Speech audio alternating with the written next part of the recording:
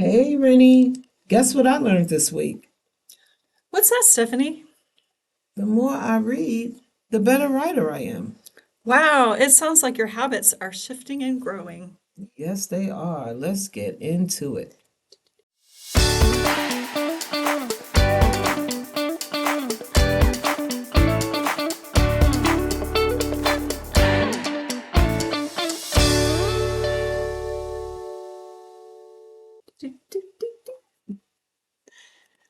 Good day, everyone in podcast land. I'm Rinnie Orr, podcast host and producer, Web Square co-founder, and Stephanie, I am a proud cat lady. Go ahead with your proud cat lady self. I'm Stephanie Terry, Executive Director of Web Squared. It's so good to be back with y'all. And I am really learning to love cats, Rennie. I have been watching cat and baby videos on my social media, and it's so much fun. Oh, I'm sure that's a lot more fun than watching all the political stuff keeps coming our way on social You media. got it. But enough about politics and cats. Today, we are going to continue sharing with y'all some more simple habit hacks. But before we begin, Stephanie, why are we talking about habits? And most importantly, what do they have to do with being an entrepreneur? Well, before I answer that question of why we're talking about it, let's just talk about what a habit is again. As we've said, it's a routine. It's a thought or a behavior operating in our subconscious, linked to our emotions and feelings. Remember, we talked about 90% of our thoughts are the same as the day before? Well, this repetition makes it really challenging to develop new habits because we get stuck in cycles of familiar thoughts and behaviors. So, if we're stuck thinking the same things over and over and doing the same behaviors from those same thoughts, our creative energies that we need as entrepreneurs can become stuck also. So, overcoming thoughts and behavior patterns that don't suit us can give us more energy to work on our businesses and do what we need to do to become successful. So that's why we're talking about habits. Oh, nicely said, Stephanie.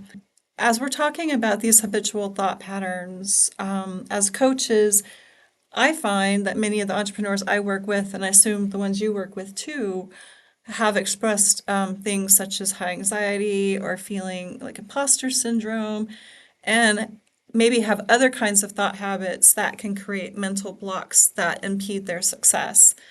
A couple people I know sadly have decided to kind of give up their dreams, or if they just feel too overwhelmed to do the work they need to proceed in on the journey as an entrepreneur. And a lot of the times it seems like it's coming out of this like habitual thought patterns that are getting in their way.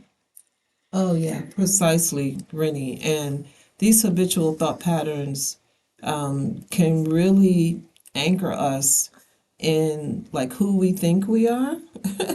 And what we need to claim is who we want to be, right? So our first habit hack is related to that, deliberately claiming a new identity. So we discussed in our last podcast the power of reprogramming our mental habits by embracing a new identity for yourself and visualizing yourself as that person you want to become. So in this case, it's a successful entrepreneur. So you visualizing yourself as what a successful entrepreneur looks like and does, and slowly adapting those behaviors to embrace that identity will really help you. And how's that going for you, Stephanie? You mentioned previously that you wanted to be a writer. Has the visualization process helped you align the task needed to achieve that goal? Well, yeah, it's actually going really, really good. And what I did was, because I had like one writer in mind, but I was like, I wonder what the habits are of writers that I like. So I like Googled the different writers that I've read. And who are some of those Oh writers? my God, Toni Morrison, Alice Walker, Louise May Alcott, Judy Blume, Impressive list. Yeah, yeah, just writers that I just absolutely adore, and some new ones too. I mentioned the old ones, but anyway, so so the research, like, so there are people that actually study this, study the habits of writers. So not only was I learning about what my favorite writers do, I was also learning about, like, if you were like to compile habits and just kind of like look at all of them. So the thing that I learned that just got me so super excited was what Stephen King once said. He said, if you don't have time to read, you don't have time to write, because reading really informs your writing. And so most writers read a lot. So I realized that I'm already doing a habit that writers do because I read a lot. I imagine that positive self-talk is very crucial here. I can imagine if you've told yourself over and over again in life and you have that habitual pattern of thinking that says that you're not good at something or you're not good enough at something, then over time that belief can lead to self-sabotage of these goals and dreams. And then over time that belief becomes programmed into your psyche and your mind, and it's just hard to overcome. Yep, that's exactly it. The power of belief is real. And remember when we were studying the cycle of socialization, it keeps bringing to our awareness that these beliefs that we have about not being good at stuff or liking something or not liking something, they're deeply informed by our culture, where we were raised, the type of people, our families are. So we really have to keep that in mind, that some of the things that we've been exposed to over and over again while growing up inform a lot of our beliefs and thoughts, a lot of that self-talk, and which in turn, comes out in our behavior. Yeah, so I believe this first hack, deliberately thinking about who you want to be and internalizing that, can be very powerful in overcoming some of these ingrained thoughts that have been programmed deep within. Stephanie, it's very essential, and it's very essential to nurture a positive internal dialogue, because that is where the real power lies. Again, the real power lies in nurturing a very positive internal dialogue. And that said, I think we can now move on to maybe some other strategic habit hacks. Yes, yes. So let's start by habit hack number 2. This is a big one. What about the environment? What about your immediate environment and making changes that will support your new habit or help you remove unhelpful ones? Rinnie, can you go into a little bit about that with that book, Atomic Habits, what James Clear says? Yeah, so he talks about assessing our immediate environment and making changes around the environment, whether it's our home or our workplace, that's going to support the development of new habits, removing unhelpful habits. He says that the cues in your surrounding shape the behavior, meaning that your environment can significantly influence your habits. Stephanie, I'm going to share. Okay, please do. So I was thinking about how I was talking about playing video games in the wee hours of the morning as a way of waking up my brain.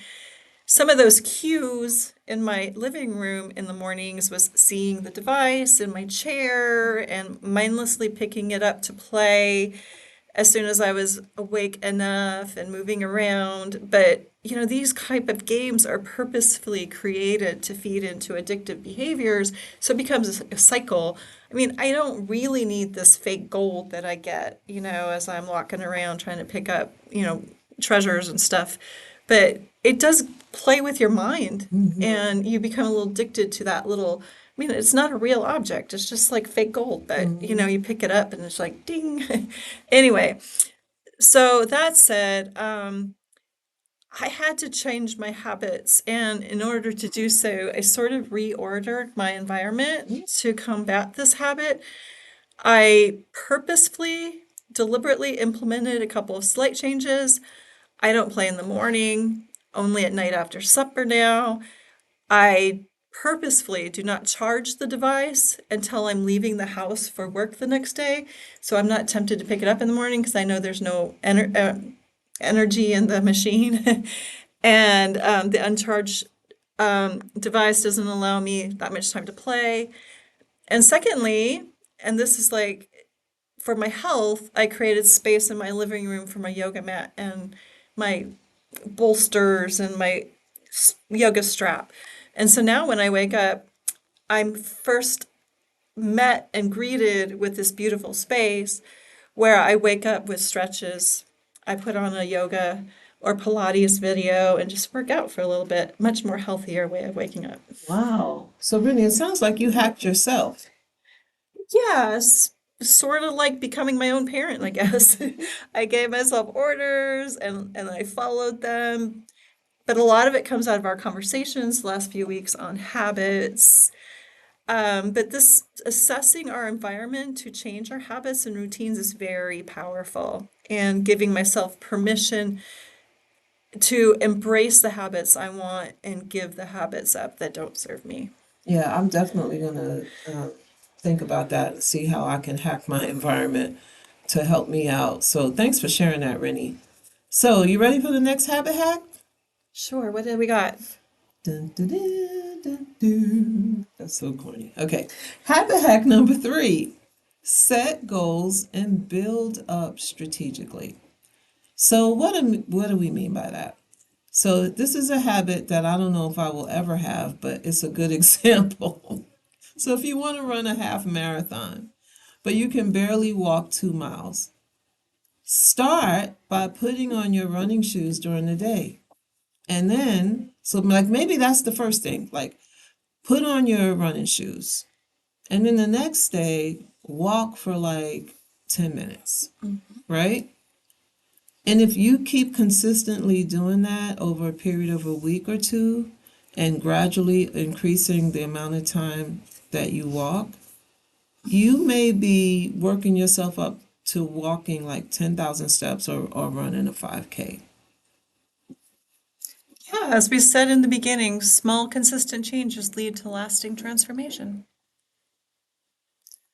Yeah, I need to think about that one also. Because when I'm approaching writing, I'm like, okay, I'm gonna write for 3 hours. Well, no, maybe I'm gonna write for 5 minutes first, right? And then maybe I'm gonna set up my room to write, like invite me, lure me over to the writing table. Anyway, so where are we? This is a lot, Rennie. How many habit hacks have we shared today? 3, we reviewed and talked more about habit hack number 1, deliberately claiming a new identity. And then you introduced habit hack number 2, assessing our immediate environment. And we talked briefly about habit hack number 3, setting goals and building up strategically. Yeah, this is awesome. Like, I'm so glad that we're having this conversation. It was super inspiring.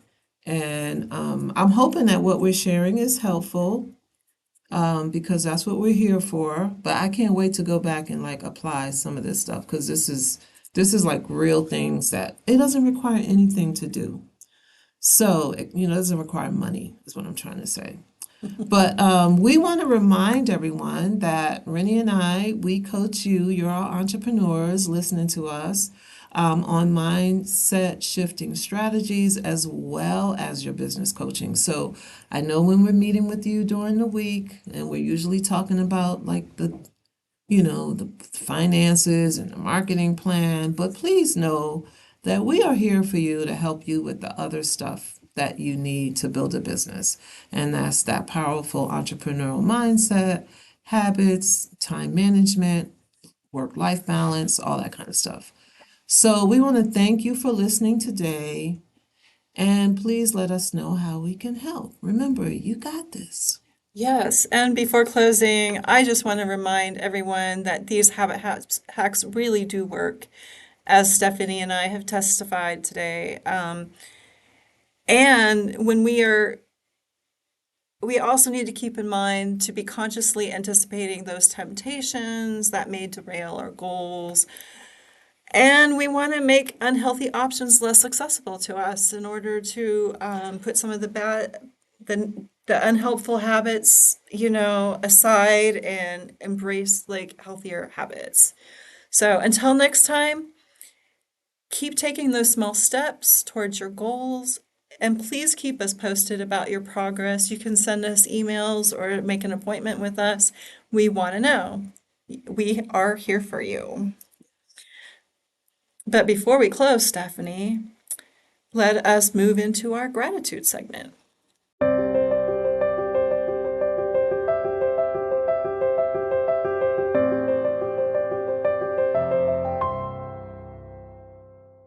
Rinnie, the tragedy going on is crazy. Oh my gosh. I know. Storms on top of storms, on top of wars, on top of just crazy politics. So, can I just thank everybody that is just coming out to help people? Can I just say that? You sure can. Yeah, all the people. I don't care if you're in Western North Carolina, if you're in Georgia, you're in Florida, if you're somewhere I've never been, out in the Middle East, and you're making time, taking time, risking your own life to help people. Thank you, thank you, thank you, thank you. Yeah, I just wanted to say that. Thank you, Stephanie.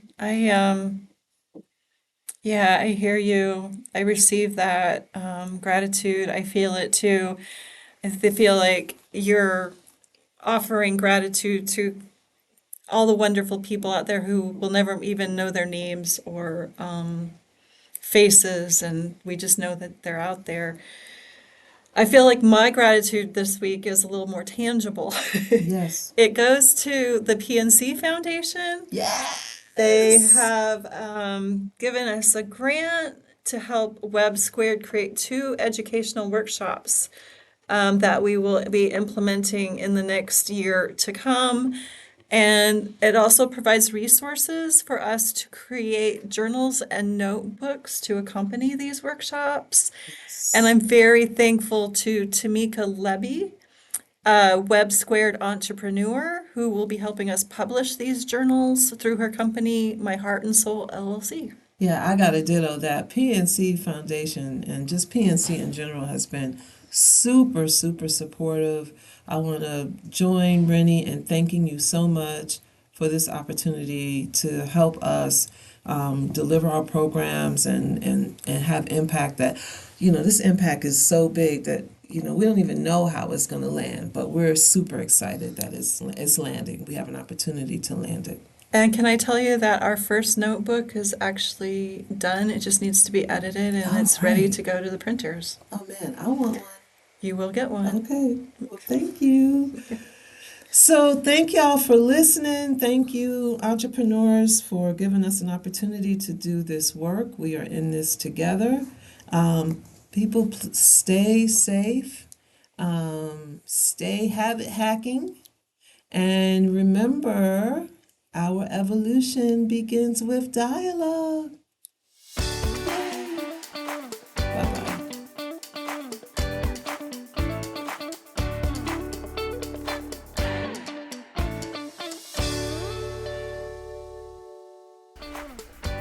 Thank you for listening to the Remedy podcast, a mindset shifting project of WEBB Squared. Wealth Through Entrepreneurship for Black and Brown Businesses is a North Carolina nonprofit located in Chatham County. We offer incubator, accelerator business services to Black and BIPOC entrepreneurs. Our podcast hosts are Stephanie Terry and Rinnie Orr, the co-founders of WEBB. We realize that building an ecosystem of support is critical to achieving our mission. Your donation to WEBB Squared supports the podcast, WEBB's coaching services, and the promotion of the businesses and entrepreneurs we serve.